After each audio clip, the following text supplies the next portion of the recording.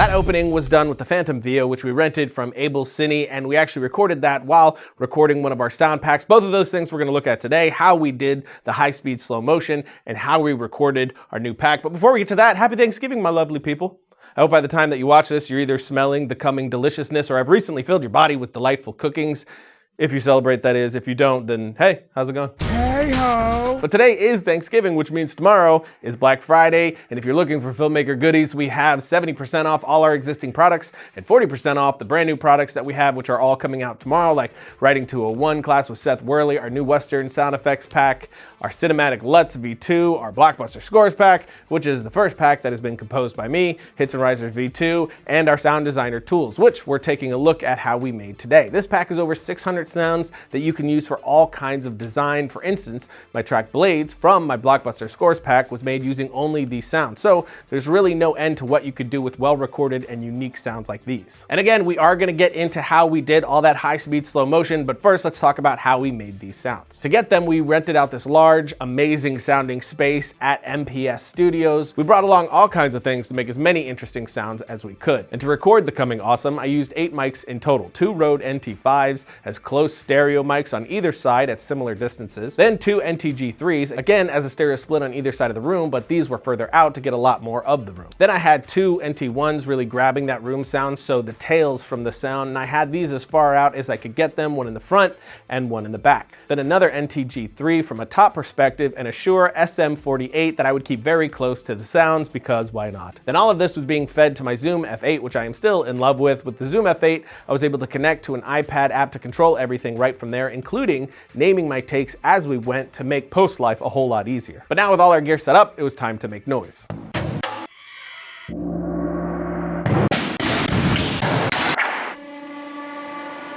We started with PVC pipes of different width and length to get different horn type sounds. The different sizes mixed with specific performances led to some really interesting characteristics in the sound. Then we placed a smaller PVC in a larger to modify that sound even more. Then did a bunch of taps with those pipes before moving on, which next up was my didgeridoo. And I love this thing. It's such a specific sound that can be processed in so many ways. With this one, we again captured a ton of different performance and extended this sound as well using that PVC again. Then we had a metal pipe to do some hits with, but the most interesting sound came from the scrapes that we did. Very horror movie style scratches, and with some chains on there, it gave it a nice little sizzle as well. After that, we pulled in the big concert bass, which was one of my personal favorites. You could feel this thing in your chest when you hit it hard enough. That, with how big the room sounded, led to some really mean and meaty sounding drum hits. Of course, we recorded a lot of different performance again, and different mallets as well, and we did the same with the taiko we had out there too. Moving on to a bit more weird, we grabbed a piece of sheet metal, suspended it from some wire, then played that wire with a cello bow. The result was a bunch of badass Sicario sounds, a lot of them almost sounding like a terrifying cello or bass, and others sounded almost creature-like. It really gave us a lot of interesting sounds. But then, sticking with the bow, we pulled out the gong we rented and bowed the string that held the gong up to its frame. Doing this vibrated the gong in a way that gave us this very shrill, very horror movie-ish unnerving sound.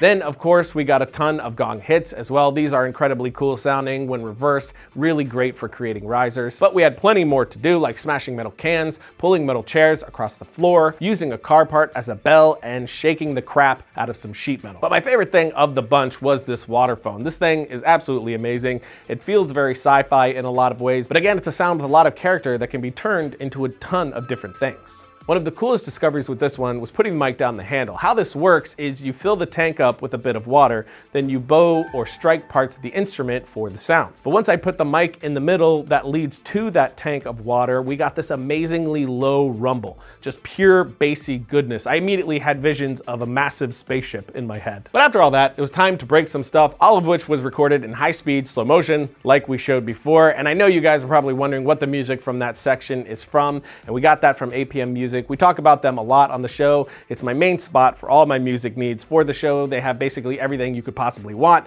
but I place the info for the song if you want it in the link below. But now we take a quick break and get into how we did those lovely high-speed shots. If you're a budding filmmaker, entrepreneur, innovator, domain.com is a place to go when that next idea hits you. When you get a domain name from domain.com, you're taking the first steps in creating an identity and vision for your brand or idea. And the world's top 2 premier most recognized domain name extensions are .com and .net, which means those are the ones that are going to help you build your brand and expand your presence online the best. Of course, domain.com is hooking you up with 25% off your order when you use the coupon code FilmRiot when you get domain names, web hosting, and email. So when you think domain names, think domain.com. Logo. So while we were breaking things for audio, including some TVs,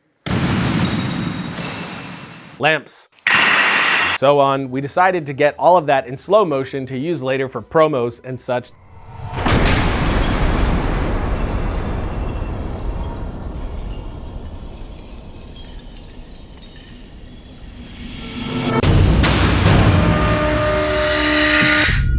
To do this, we rented the Phantom VEO 640S from AbelCine in LA. They're a massive rental company with really wonderful people. We also grabbed the help of our friends Maker Table again. Say hi, boys. What are we doing?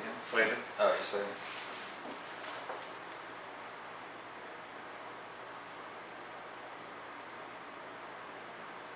We got Daniel Routh, Ryan Pauly, and Grant Wakefield, who make up the very talented team of Maker Table, and they came out to handle all the high-speed shooting so I could just focus on breaking things. Now we went with the Phantom VEO because it's incredibly easy to use, and unlike some other high-speed cameras, older models of the Phantom are a lot more high maintenance and need some tech to come with them to make it all work. With the VEO, it's all internal. It records the internal RAM, which then gets recorded to CFast 2.0 cards. At full resolution, this guy is shooting 1400 frames per second. At 2K, we're at 1800 frames per second, and at 1080, we're shooting 2800 frames per second. And if you want to get nuts, you can shoot 360,000 frames per second at a whopping resolution of 128 by 4.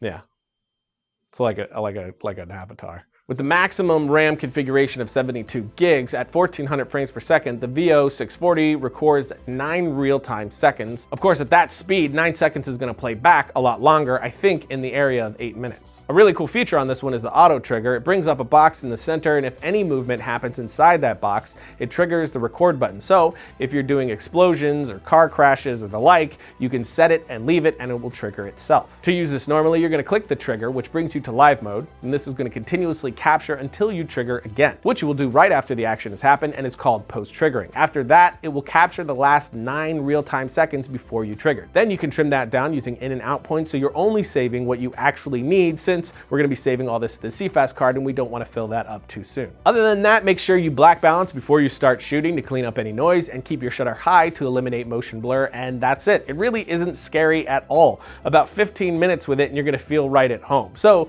if you were on the fence, don't be. These things are an incredible amount of fun to play with and really easy to use now. And again, if you are looking to rent one, we have a link to AbelCine in the notes below, and I couldn't recommend them enough. But that's it for today. Last reminder, Black Friday goodness tomorrow. Check out thetrionstore.com for all the details, but the sales start right at midnight, and I will see you next time when an insane talking turkey tries to kill me and my friends.